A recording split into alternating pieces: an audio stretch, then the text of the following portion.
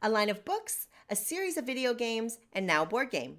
The Witcher Adventure board game, designed by one of my favorite designers, released in 2014, and it was quickly followed by an app version for both iOS and Android. How does the game fare in the digital world? Let's take a quick look. In The Witcher, you can play as one of four characters competing to complete quests to gather victory points. You do this by traveling around the board, collecting clues, and fighting off baddies through the dice battles. The endgame is triggered when someone completes the required number of quests and the person with the most points wins. I'm told the game is like a cross between Talisman and Elder Sign, but I haven't played Talisman, so I can't attest to that.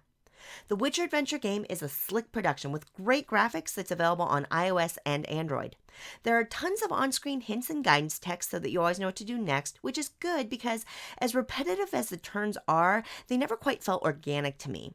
There is a rules section that is chaptered well and serves as a good reference book, but not as a great gameplay teacher. And unfortunately, Witcher uses one of my most disliked tutorial formats, the video. They're chaptered and embedded so you can access them offline, but I found that these were only okay at teaching you the game.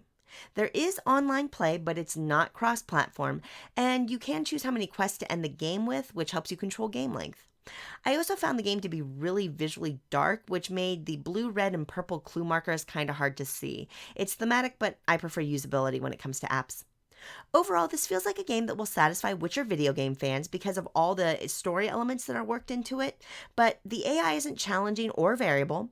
The unique character elements don't really feel like they differentiate themselves, and turns feel very samey. And since I'm not a Witcher RPG fan, there just wasn't enough here to resonate.